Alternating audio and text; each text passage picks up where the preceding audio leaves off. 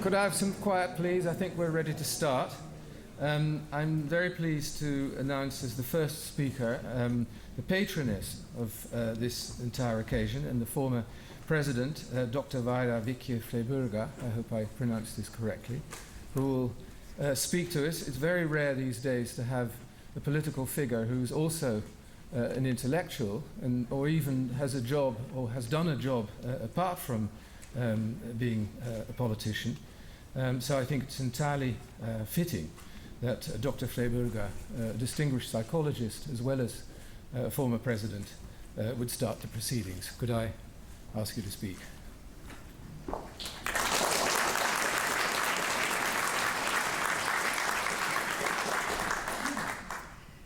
Ladies and gentlemen, dear friends, it's very humbling for me to be standing here as patroness for an event commemorating one of the greatest thinkers of the past century.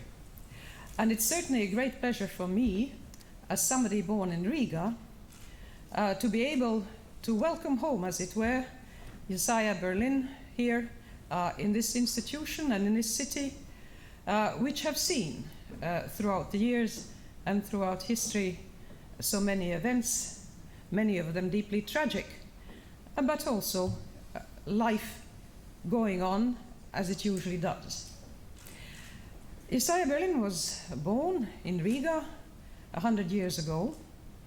He left it as a small child, I think exactly at the same age as I left, and this is by no means to compare myself with him, but simply to note that there are various fates that will take people away from their native city, and different models of relationship, of emotional relationship with them. If we are to believe Josiah Berlin's biographers, Riga did not play an important role in his heart or in his emotions. He left it as a small boy of 6 years old, had limited memories of family life here, and of course found his true spiritual and intellectual home at Oxford University, at Wolfson College, and having spent a year at Oxford, all I can say, what an enviable fate that was, that he should have found such a hospitable environment for this truly gigantic intellect that might have been smothered elsewhere. And of course, had his parents not had the wisdom of leaving the former Russian Tsarist Empire, and then later the developing Soviet St. Petersburg, which became Leningrad, well, if they had stayed in Riga, then they would have suffered under the Holocaust and might have been part of that tragic whole, not just a generation, but the whole community that was practically wiped out during the Holocaust here in Riga and elsewhere in Latvia.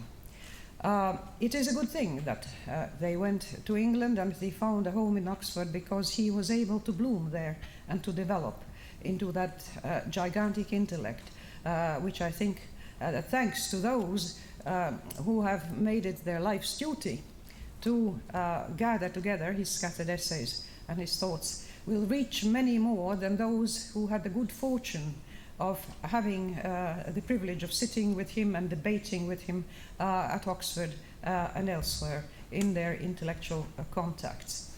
I think it's fitting that Riga remember a son of Riga who went out into the world, became world famous, but he does belong to the city, as does Herder, who, even though he spent also a limited number of years here in Riga, even though he was thrown out of his job by the Dome councillors who thought he was too much of a free thinker, Herder was also shaped by his stay in Riga, and his thought in turn shaped both later Latvian, the National Awakening, and as well Europe and the world. So that these interactions between thinkers and the places they've been associated with are not trivial, I don't think. I think they're worth noting. I can say that Riga is proud to acknowledge the fact that yes, he is one of ours. He was born here and we lay claim to him, even though he did not live here all that long. We sort of would like to be part of this life course of his and somehow use this as a point of reaching out to him and to his thought. And it is my hope that this conference will be not just a centenary unique occasion, but that it will be the stimulus for maybe other conferences of the highest intellectual order. And may I note with humility and gratitude all the respected and distinguished intellectuals who have come to participate with us in this celebration of Isaiah Berlin, the person and the thinker. We would like to believe that to whatever extent the multicultural environment in which he was born and spent his early years had some influence on his later thinking, on his views on human nature, on the nature of liberty, on rights and freedoms of the individual. We would like his thought to come back here in Riga, to implant itself here in Riga, to be more widely known, and who knows, if all goes well, maybe we may have other conferences in his honor in the future. But in the meantime, thank you all for coming. Thank you to the organizers. Thank you to those who participate. I think this is going to be an event fitting of his memory. Thank you.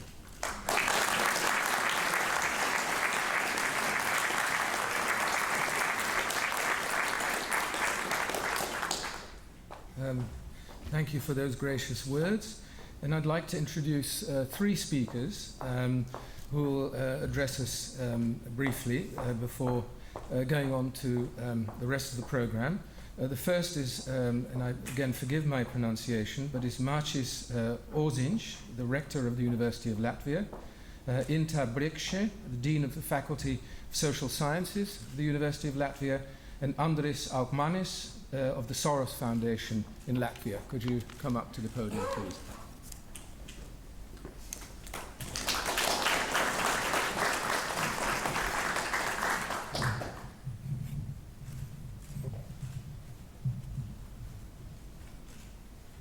Mrs. President, dear colleagues, dear guests, first of all, on behalf of the University of Latvia, I would like to welcome all of you to this conference dedicated to 100 years celebration of great son of Latvia, Sir Isaiah Berlin. It was a little bit more than 1 month ago when Senate of the University of Latvia honored degree of Doctor Honoris Causa, honorable Doctor of University of Latvia, to two people who were born in Latvia. One of them was Sir Isaiah Berlin, another one was Professor of Chemistry, Pauls Valdens. Probably it's not very usual situation when such degrees are honored to somebody who is not among us anymore.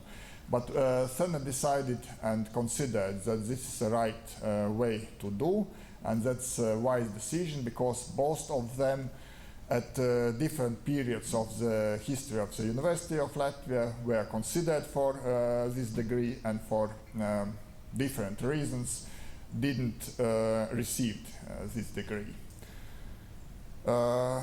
Probably one of the reasons is that both of them had rather complicated relations to their home country. Both of them did the most of their research outside Latvia. Isaiah Berlin in United Kingdom, Professor Valdens in Germany, but both of them are sons of Latvia. And today, in relation to this conference, we are opening this auditorium, which will be the memorial auditorium of Isaiah Berlin. I think that, again, this is our duty to pay respect and to honor Isaiah Berlin, what he did for humanities, what he did for science, and in some sense what he did for Latvia. Actually, there's another one interesting coincidence. Actually, it's almost exactly 50 years ago when another wise man, Charles Snow, delivered his Reed's lecture at Cambridge University. And title of that lecture was Two Cultures. And by two cultures, he meant difference between science and humanities. And I think this is a topic and subject which Isaiah Berlin discussed as well, and we remember his essay, Conflict Between Science and Humanities, and I'm not sure which was written first, was Reed's lecture first, or this essay, but probably it was around the same time. And I believe that this subject and this topic is still very up to date, and we still need to consider what are the relations, and in some sense even maybe reconcile science and humanities. And the fact that at the same day this honorary doctorate was received by a philosopher, historian of ideas, Sir Isaiah Berlin, and chemist, Professor Walden's, is also some kind of contribution to this discussion. And maybe actually this forum is one of those in which these kind of issues can be discussed as well. I don't know how popular this topic is among philosophers, but actually in relation to this 15th anniversary, among people who are coming from science, and I'm one who are coming from science by training, I am physicist, I see a lot of scholarly journals discussing this topic again, and I think that actually situation is very similar today as it was in the days of Isaiah Berlin when he discussed this topic. So I can wish participants of this conference very many interesting talks and very many interesting discussions. Thank you very much.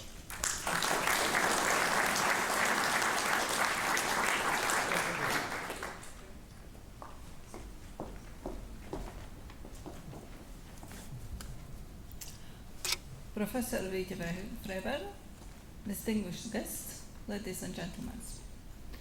I'm really honored to have this opportunity to stay in front of you in this lecture theatre of Isaiah Berlin.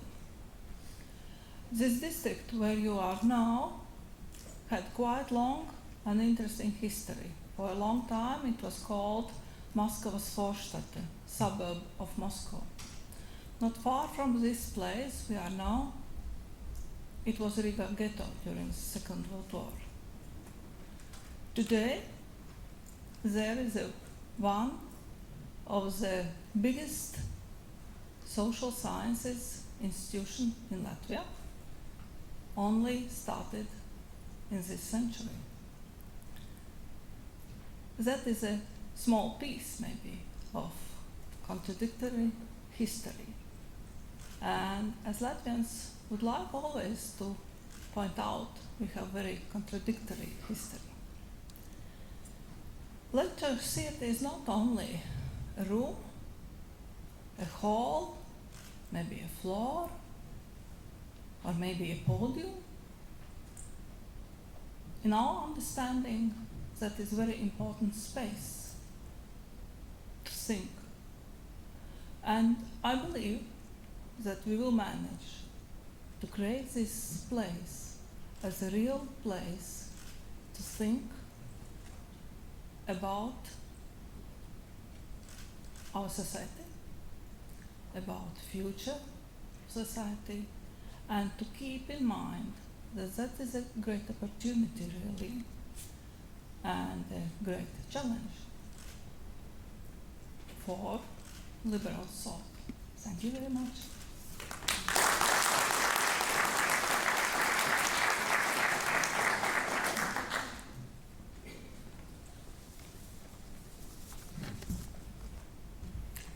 Excellencies, ladies and gentlemen, on behalf of the Centenary Organizing Committee, I would like to welcome you to Riga, the birthplace of Sir Isaiah Berlin, and to what we hope will be a memorable week in his honor.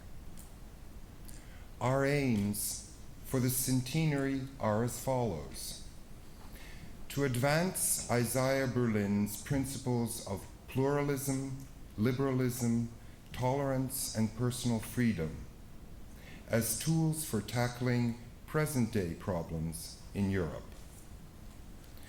To celebrate Sir Isaiah Berlin's life and thought, and to evoke Isaiah Berlin's Riga, a center of European Jewry, a city of intellectuals and ideas.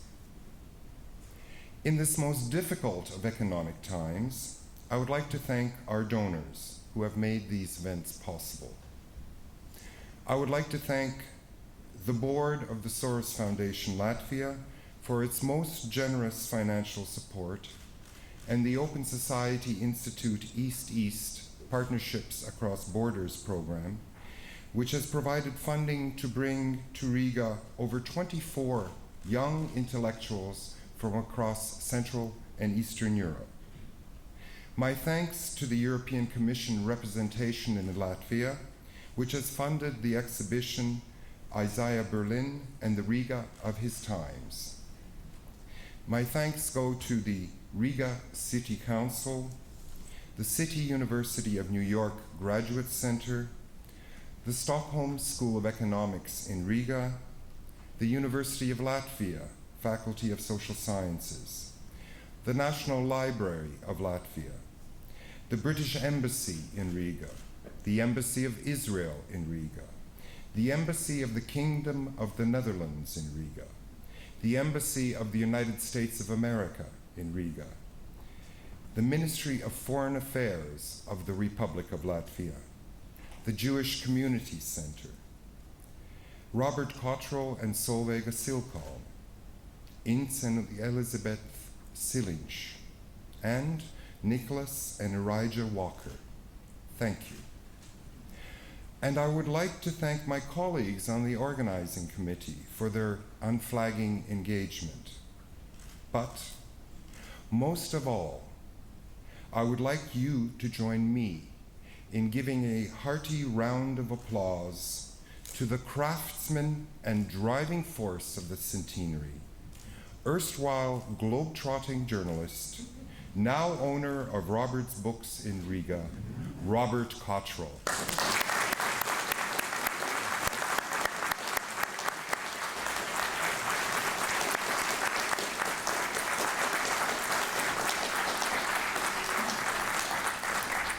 Thank you very much. I just realized I haven't introduced myself. My name is Ian Baruma. I'll be your moderator for today, as they say in New York restaurants. I think it's entirely fitting that the first main speaker in the conference will be Henry Hardy. W.H. Auden, I think, once said that when a great writer or thinker dies, he becomes his admirers. But the admirers wouldn't be so numerous if what was written, in this case by Isaiah Berlin, had not been readily available. And for this, I think the world has Henry Hardy to thank. He's very much the keeper of the flame.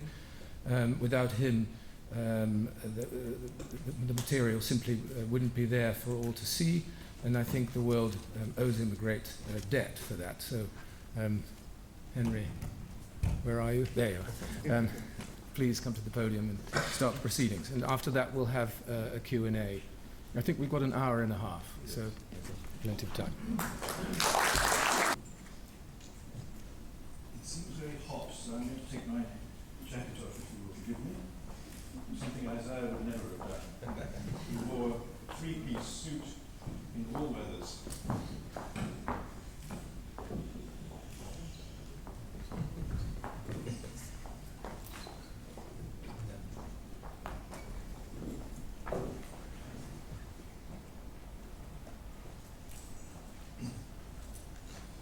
W.H. Auden's last collection of poems is entitled Thank You, Fog. One of the poems in the collection is called posthumous letter to Gilbert White. The poem begins with these words. It's rather sad we can only meet people whose dates overlap with ours. Open bracket. Even Auden misplaces the word only, I notice. It's rather sad we can meet people only if their dates overlap with ours. Close bracket. All the same, we can imagine what it would have been like to meet figures from the past. Isaiah Berlin was uncannily good at this. He said, for instance, that he knew exactly how Marx would have behaved, what sort of thing he would have said when he entered a room. More lightheartedly, we can play the kind of intellectual parlor game that Berlin delighted in and ask who we should most like to meet from the past. My guess is that Berlin's choice would be the radical Russian thinker Alexander Herzen. Would he have been surprised by the real man? Would his assessment of him have needed revision? Although we are barred from a full personal encounter with the dead, there are substitutes. If the person in question was a writer, we can read the work. Auden ends his poem by saying that the nature of time spared Gilbert White a meeting with him. But he then adds, I have, though, thank God, the right to reread you. Berlin's published work, above all his letters, is drenched with his personality. But more immediate, more telling in some ways, is Phil. I often play a parlor game of my own by imagining the effect of 5 minutes of film on our perception of a historical figure. To put it the other way round, how far is the impact of a person dependent on the absence of any film footage of them? Supposing we had footage of Jesus of Nazareth, or of Muhammad, or of the Buddha, would we still think of them in the same way? Would they still have the same kind of disciples? Is their influence not in some degree dependent on our ignorance of their real presence? Fortunately, we have many hours of film of Isaiah Berlin. This tethers our perception of him to the real man in an important way. It is a reality check to set against the extravagances and misconstruals of much of the secondary literature about him. It's true that when we watch him on film, we see him mainly in the formal setting of an interview. But since he spent so much of his time sitting in chairs, talking to people, this is not such a serious drawback. Moreover, I can testify that he is, for the most part, very natural on film, very like himself. The films serve as reminders for those who knew Berlin. And for those who didn't, they provide indicators of why he was so widely loved and admired as a man. They display, in particular, his moral charm, a term he was very fond of applying to others, but which fits him like a glove.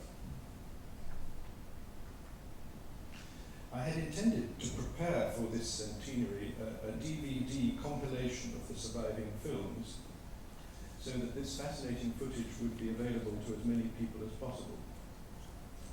Unfortunately, the legal and financial barriers proved insurmountable, which seems to me a great waste. The recordings languish in archives when they might otherwise instruct and entertain.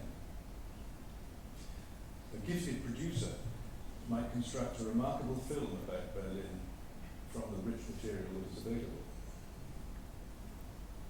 New plans by the BBC to put much of its archive material online might eventually solve this problem as far as the BBC material is concerned, but I am not holding my breath. In the meantime, as a temporary substitute, I propose to share with you a very small sample of what exists. In some cases, unfortunately, I have been able to secure only copies with superimposed time codes, since the owners of the original films have not been willing to supply clean copies. This strikes me as mildly remarkable, given that the films would not exist without Berlin's participation.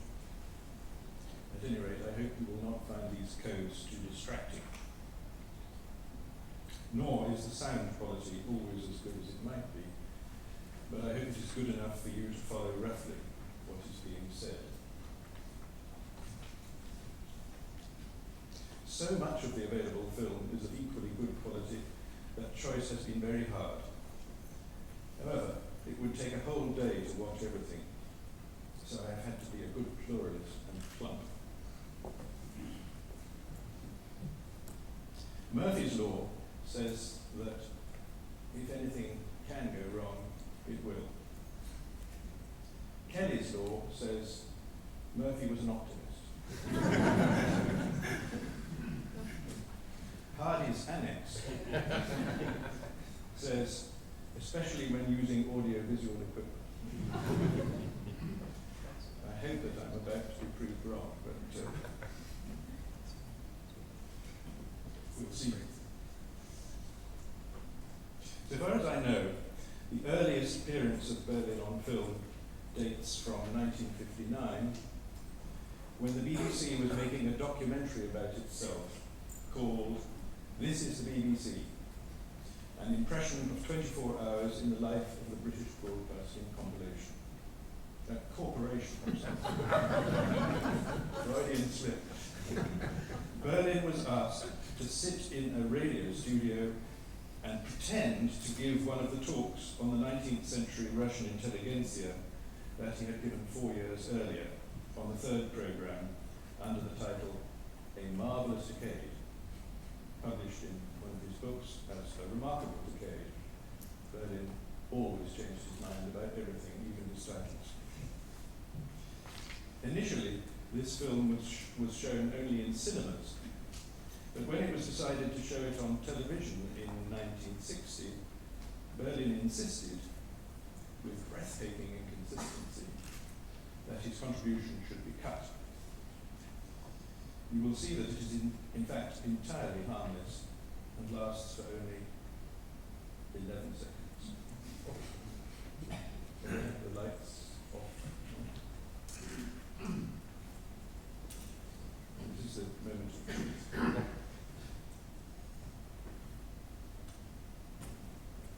Perhaps I want to say something about this body of men. Interviewers talked about it as a body of feckless young men who talk too much, had no fixed employment, and were generally parasites upon society.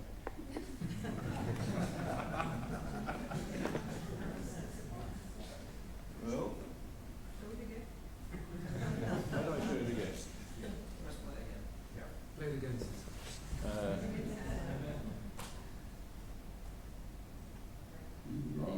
No, that doesn't do it. There you are. You see, my law has been proved. We got. Is the technical person able to come forward and sort this out? First of all, we had the little. We've got all these things we don't want. I said this would happen. What did I do wrong? I only touched one button. Let's get rid of that.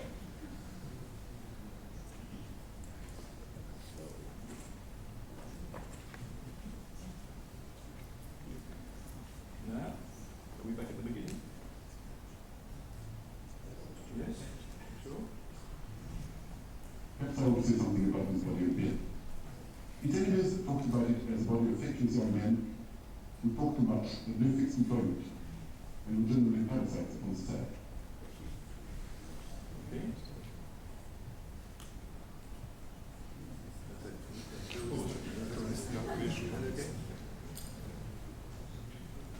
It was. I think we should to just carry on. Carry on? Yes. Right. Sorry about that. I feel vindicated. Berlin's first appearance on television was in 1962. Associated Television broadcast a series presented by Bamba Gascoigne called The Four Freedoms. The program in question was on freedom of speech. The soundtrack has been preserved, but oddly not the video. So in this case, I cannot show you a film clip, but I thought it worth playing Berlin's short contribution, since it is his answer to the question, what is freedom? As you will hear, it recapitulates the famous distinction between negative and positive liberty that he had laid out 4 years earlier in his inaugural lecture as an Oxford professor, Two Concepts of Liberty. The photograph that is going to be, I hope, displayed on the screen while you listen to the clip also dates from the time of the inaugural lecture. We asked the Oxford philosopher and historian Sir Adar Berlin what freedom really means. Well, as in case of words which everyone is pleased of, it has a very great many senses. Some of the world's worst tyrannies have been undertaken in the name of freedom. Nevertheless, I should say that the word probably has two central senses, which at any rate we use in the West. One is, I think, the familiar liberal sense, in which freedom means that every man has a right to live, and should be given the fullest opportunity of doing it. And that the only adequate reason for controlling men is firstly that there are other goods besides freedom, such as, for example, security or peace or culture or other things which human beings need, which must be given them apart from the question of whether they want them or not. And the second reason for curtailing freedom is that perhaps if one man obtains so much, he will deprive other people of that freedom. That freedom for the pike means death to the carp. And this, therefore, is a perfectly adequate reason for curtailing freedom. Still, curtailing freedom isn't the same as freedom. The second sense of the word freedom is not so much allowing people to do what they want, as the idea that I want to be governed by myself and not pushed around by other people. And then this idea leads on to the supposition that to be free means to be self-governing. To be self-governing means that the source of authority must lie in some sense in me, or in us, if we're talking about a community. And if the source of freedom lies in me, then it's comparatively unimportant how much control there is, provided the control is exercised by myself or my representatives or my nation, my people, my tribe, my church, and so forth. Provided that I'm governed by people who are sympathetic to understand my interests, I don't mind how much of my life is tried into, or whether there is a private problem that is divided into public problems or not. And I think in some modern states, for example, Soviet Union and other totalitarian governments, this second route seems to be taken. Between these two routes, I see no possibility of reconciliation. Is the volume loud enough for you? Yeah. Thank you.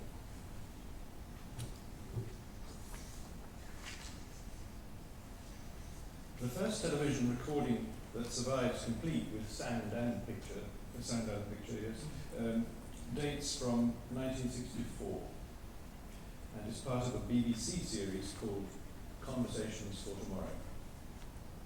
The presenter was the writer J.B. Priestley, and the participants were filmed sitting round a dining table, apparently having dinner. I believe that this was a fiction.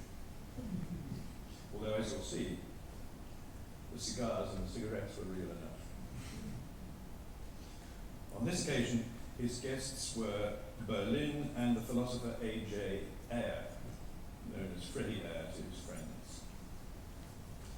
The topic was the possible future role of machines in controlling society, but it moved on to propaganda and paternalism more generally.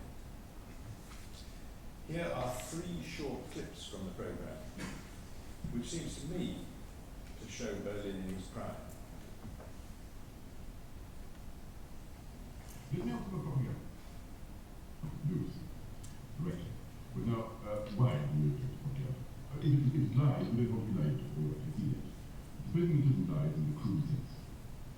Where is the line to draw between all this sort of crude advertising to lecture Shakespeare, which is not a great subject, and between what's called persuasion.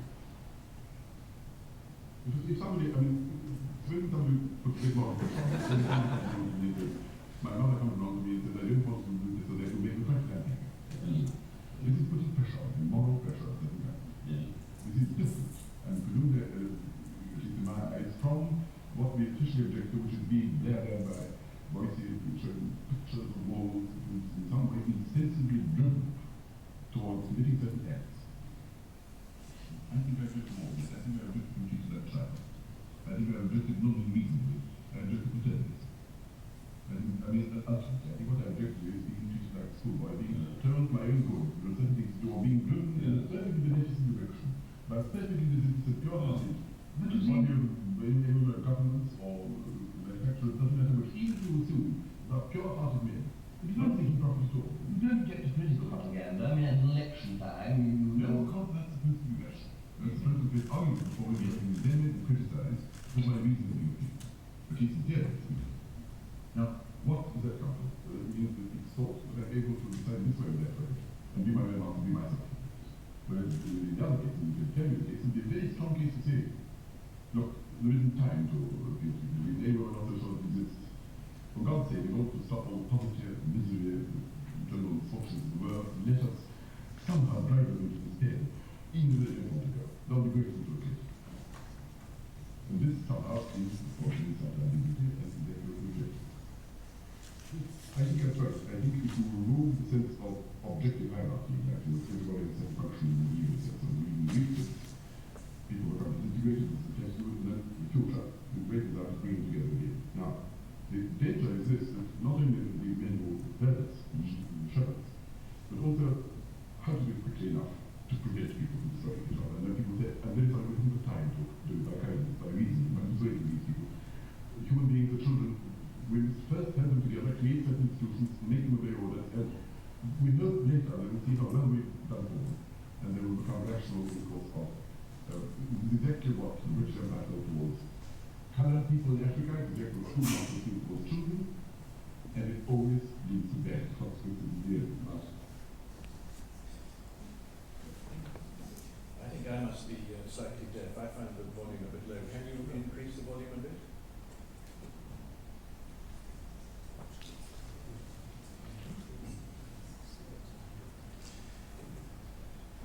In 1972, Berlin took part in a filmed interview with Stuart Hampshire about the early days of Oxford philosophy, especially the contribution made by J.L. Austin. One of Austin's favourite remarks was used as the film's title. I'm going to tamper with your beliefs a little. This was one of 6 films on Oxford philosophy made by Michael Channon. They are collectively known by the title of the first one, Logic Lane, which is a small lane in Oxford. A clip from this film is available via the homepage of the Isaiah Berlin website, and the subject matter is somewhat rarefied, so I have not included a clip here. 3 years later, in 1975, Berlin appeared on a London weekend television series called The J Interview. This specific program was called Politics and was part of a sub-series entitled In Quest of Our Civilization. J allowed Berlin to talk at some considerable length without interruption, something one often longs for today on radio and television. Here are 2 extracts, and the first well exemplifies Berlin's anti-utopianism.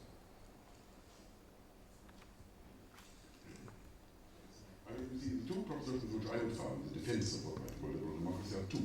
One is what I've already said, namely that it simply seeks to provide people with as much of what they want as they can have without penalizing others. Because we can at least discover what people want. It's in the end all we know. Because we no longer think that we know what the goals of social life are in the way in which people in the 17th century knew them so passionately, so well, because they read in the Bible, because they were told by people whose inspiration they believed absolutely. The second thing is this.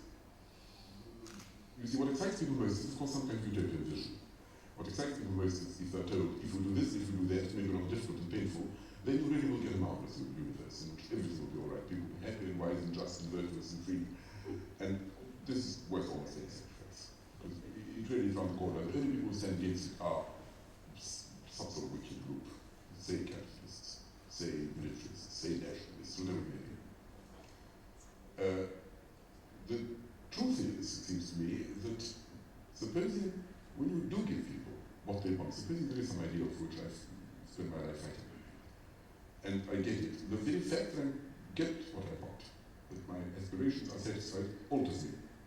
And by altering me, it gives me new desires and new things to want. Therefore, the idea that there is some kind of solution to what might be called a social problem, that there is some sort of jigsaw puzzle here, which if only all the little bits can be fitted together, will produce a universe which will be totally harmonious, totally peaceful, totally happy, which will just tick on in this sort of way, can't be true. Because even if this were done, those who obtain their wishes are transformed by the success in obtaining them, and therefore have new wishes. And therefore this goes on forever. And therefore the whole philosophy, so to speak, of there being a particular order of society to which we will sacrifice ourselves, with the one final solution, after which all cruelty, all misery, all stupidity, all human ills will disappear, is in principle wrong. Partly for that reason, and for another reason too. And that is, it seems to me that not all variants are compatible. You see, in the old system, when you thought there was only one true answer, then you knew that every question is one true answer. All the true answers must at least be compatible. It's a logical truth that one true answer can't be compatible with another true answer. Now, if you can get all the true answers and put them together, this is it. This is how human life should be lived. Maybe we can't do it because we're not clever enough or powerful enough or omniscient enough or something. But if we could get to it, this would be it. Now, suppose when you discover to your horror that there's some values don't lie down comfortably with other values, you can't be both totally efficient and totally spontaneous. They're both things. You can't have total equality and complete liberty.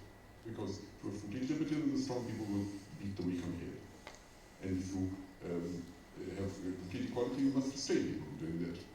And therefore, liberty will be a bridge in order to make for equality, and equality must be a bridge in order to make room for liberty. When you discover that perhaps truth and happiness aren't compatible, knowledge and happiness, perhaps if you knew everything there was to be known, you might have been miserable by that knowledge. Perhaps some happiness comes from not knowing some of the more horrible aspects of our universe, for example. Suppose you discover, in other words, not all values, not all good things can be had. Then you have to choose. And if you have to choose, you have to lose something. And if you have to lose something, you want to lose a system in which it's possible for choices to be made and for compromises to be arranged between the incompatible goals of incompatible human groups. Not incompatible human groups, but what I really mean is human groups who want things which are incompatible with each other. Some people want one thing, some people want another thing. You can't have both to their maximum degree. And therefore you make arrangements for some rather uncomfortable, rather precarious compromise which you think will hold, and create a machinery which is flexible enough not to freeze these things in such a way that there's bound to be a conflict between those who want total equality and those who hate it, or those who want a totally efficient society and those who want a certain amount of looseness. I think what inspires them is the idea of a struggle for a brighter future, which can only be successful if we have a correct theory of history, which guarantees that in the end we shall get there. Stars are constantly fighting for us. Nothing is more inspiring. So if we were to try now briefly to sum up what we've said in 25 years.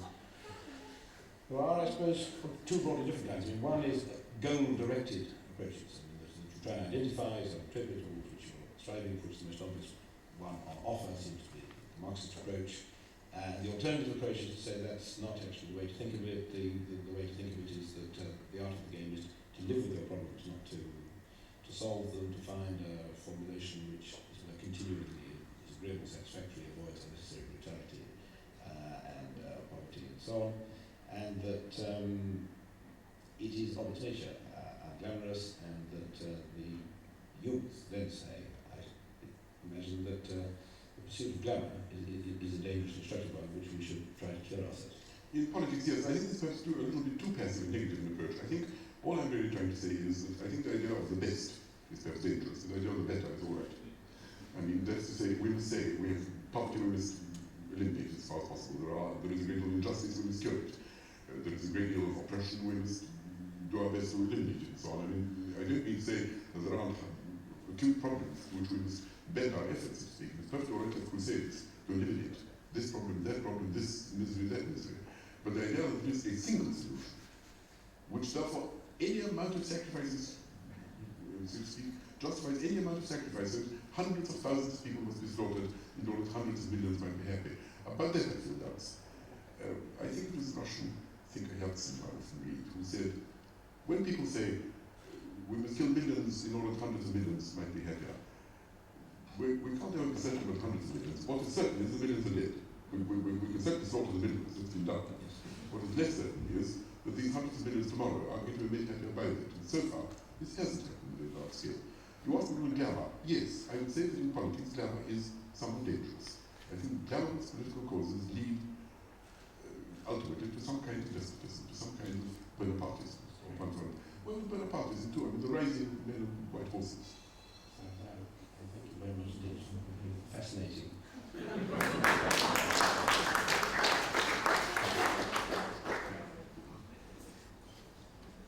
It's one of my favourites too. The following year, 1976, Berlin was interviewed by the populariser of philosophy, Brian McGee, for his BBC series Men of Ideas.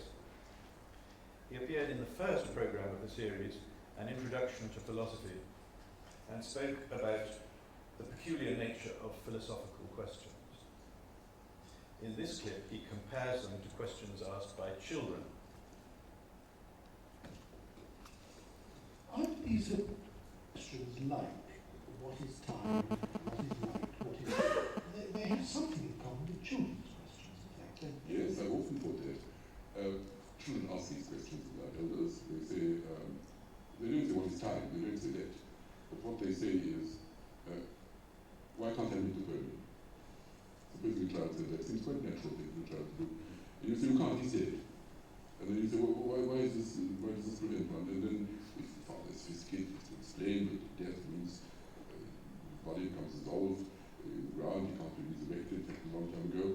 And then, if the child is at all sophisticated child would say, well, can't all the bits be brought together again? And then the father says, no, they can't. What kind of can't? And then the physics follows. And the child says, no, I don't really want that. I don't want Napoleon now.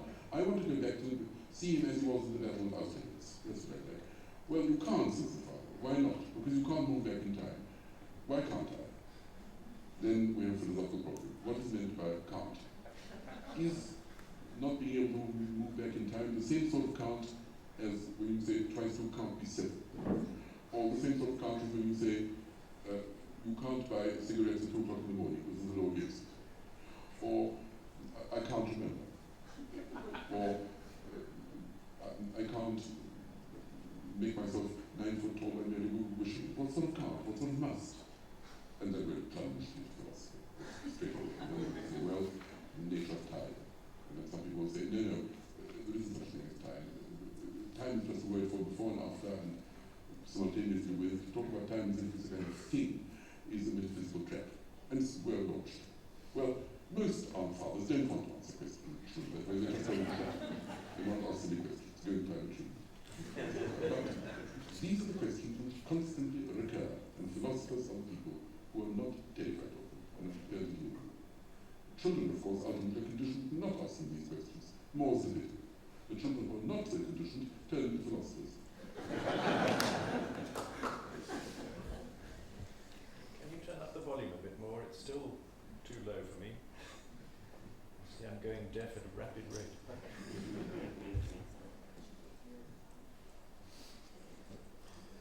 In 1981, Berlin's interviewer was the journalist Bernard Levin, who presented a BBC series called The Levin Interviews. This is a short clip in which Berlin explains why he found Roosevelt's policies so attractive in the 1930s.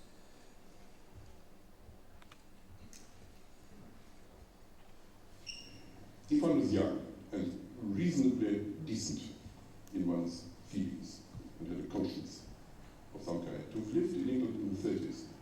was in some ways a rather gloomy experience. I didn't know any in England, in Europe. What was around us? In Russia, Stalin. In Germany, Hitler. In Italy, Mussolini. In Spain, Franco. A lot of minor dictators in the Balkans and Baltic, where I come from. Monsieur Daladier in France, Mr. Chamberlain in England, not very inspiring figures. Where could one look? There was no light anywhere except in America. There was Mr. Roosevelt and the New Deal, and this seemed to offer hope. And this was, he really was the leader of the free world in some genuine sense at that time.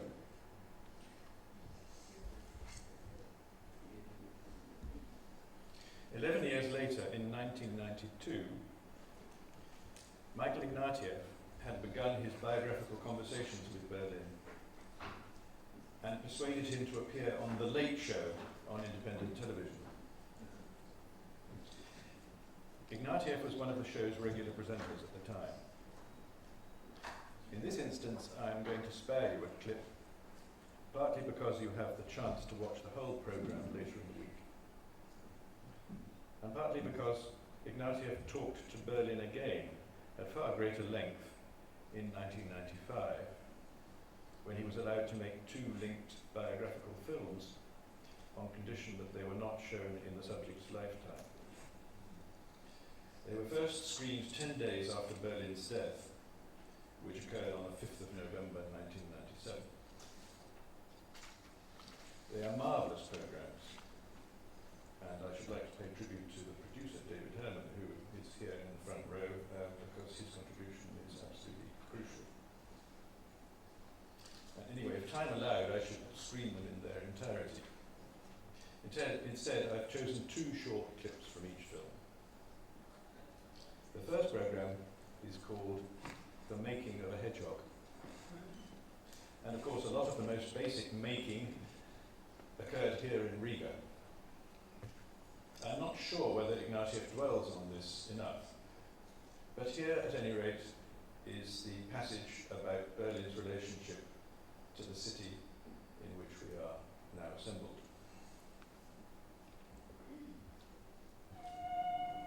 Born in 1909 in Riga, in Latvia, then a province of the Russian Empire. The only child of a wealthy timber merchant, he and his family belonged to the uppermost reaches of the Jewish bourgeoisie. They'd long since left the cultural world of the Jewish ghetto, and they were thoroughly assimilated. The Berlins lived in an Art Nouveau-style apartment building in one of the most fashionable streets in Riga. As a child, young Isaiah was taken for walks in a nearby park where veterans of the Crimean War sat and took the sun. He remained in temperament and culture a Russian Jew of the last century, the last great Jewish intellectual of Tsarist Russia.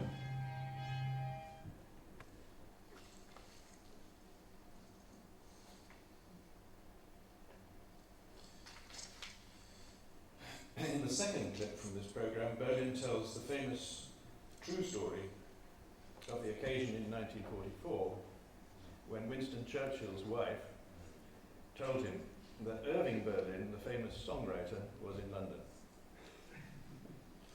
She said that Berlin had given generously to a wartime charity of which she was patron, and that she would like her husband to see him and thank him. Churchill took her to be referring to Isaiah Berlin, who was then working for the British government in Washington, sending dispatches to London about the state of American political opinion. Churchill read these dispatches and was impressed by them, though he did find them somewhat perfervid, as he put it. He asked who had written them, and this is how he knew Isaiah Berlin's name. At any rate, he was keen to meet their author, who now takes up the story. In the spring of 1944, and March, Mrs. Churchill said to the Prime Minister of England that Irving Berlin was in London and that he'd given a very generous donation, some charity, war charity, which she headed, and that she wanted him to say something nice to Mr. Berlin and thank him for his generous gift. And Winston then had heard from me And so then he said, no, I wanted lunch. I wanted lunch on Thursday. Well, whatever you guys had after lunch, terribly thrilled. Came, Churchill turned to Berlin apparently, and he said, Mr. Berlin, what do you think is the most significant piece of work you've done for us in the last year or two? Unfortunately, I didn't quite understand what this meant. So he said, in a very confused way, it'll be a white Christmas. It was on the news, I was very shocked, didn't know what it meant, I'd never heard of white Christmas. It was an awkward silence. Mrs. Churchill said, you know, Winston, we ought to be very grateful to Mr. Berlin. He's given us a very generous, been very generous. Generous, Winston? I don't understand. Another silence. He then said to Mr. Berlin, she'll be me, so, are you an American? A broad Brooklyn accent. He said, why, yes, said Irving. Silence.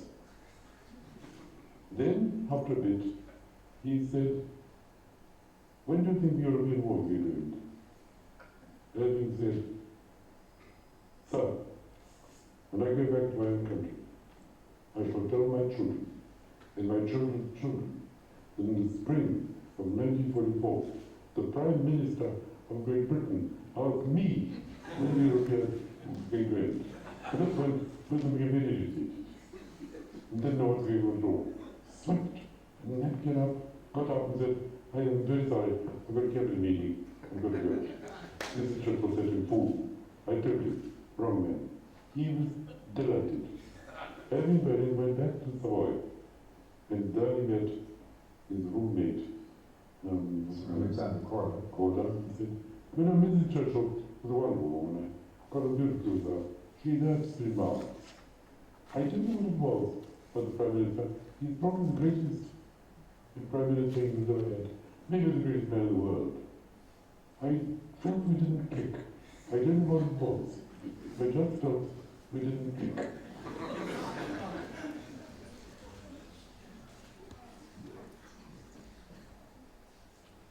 The second programme is called Freedom and Its Enemies and contains extensive discussion of Berlin's views on liberty and pluralism.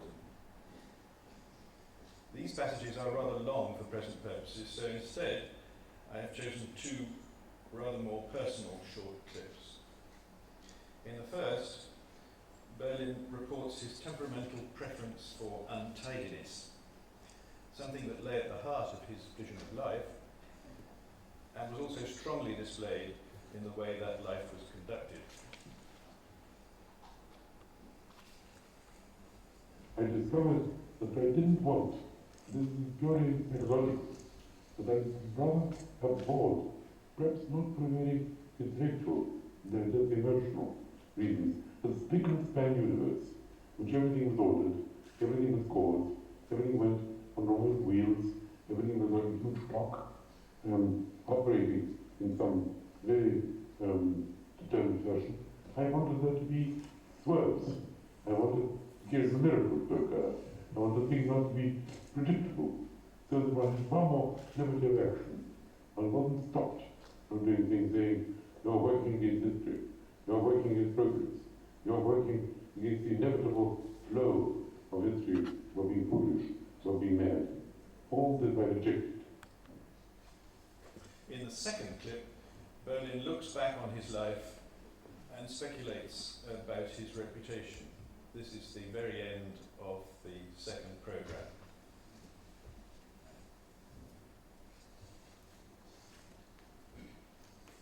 You were born in 1909. As you look back at your own life, what's the thing that most surprises you about your own life? The mere fact that I lived so peacefully, so happily, through such horrors. The world was opposed. The worst century ability, to the point of crude human inhumanity, of savage destruction of mankind, for no good reason, of the reign of irrationalism called rationalism. There's been no century in which so many people So many innocent people have perished so horribly. And yet, here I am, untouched. No, in England, in America, wherever I am. That seems to me quite astonishing. Can you give an account to yourself for your success? When you ask yourself why you've had a successful life, why do you think? No. I have no answer to the question. No idea. So you think of it as a successful life? Yes. Opposite of failure. Yes. Not the successful, yes. Only in the sense that I've not had bad misfortune, I've not been frustrated, I've not had formidable enemies who inflicted wounds upon me. I did what I wanted, always because it appeared not to be in conflict with any of the tendencies, powerful tendencies going on in my immediate neighborhood. That's all I could say. You say to me sometimes, I'm just a taxi. That is, I pick up the fares that and that my intellectual life therefore is kind of contingent, like a taxi driver's life is contingent. But is that really true? It may not be, but I think it. I've written nothing except one short essay, except on commission. That's when I've never been in a state where I said, I know the truth, I know what to say about this. I cannot be silent, I must speak. I've never been in that condition. How do you face the prospect of dying, of your own death? Without fear, I don't want to suffer. I don't want to die painfully. I'm very afraid of pain. I'm not afraid of extinction. And you don't have any belief in an afterlife? No. You're not in search of consolation? I'd be very pleased with one. I'm not against it. I'd like to think there's an afterlife. I'd like to have an afterlife. I just don't think there is one. I see no evidence of it. I see no way for it to start. That's what Bertrand Russell once said. Somebody said to Russell, Lord Russell, you don't believe in afterlife, do you? No. Supposing you find after your death that there is one. You've met God. What should you say to him?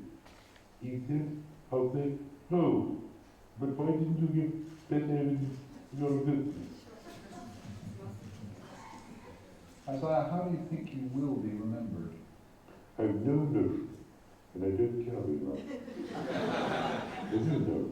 I'll probably be remembered as a beginning, with certain ideas, which are part of the general philosophy, Western philosophy of its time, and English-speaking countries only, not as a leading figure in the world, but as a averagely respectable one, not contemptible, but not decisive in any way, without the creator of some new theory or doctrine or outlook.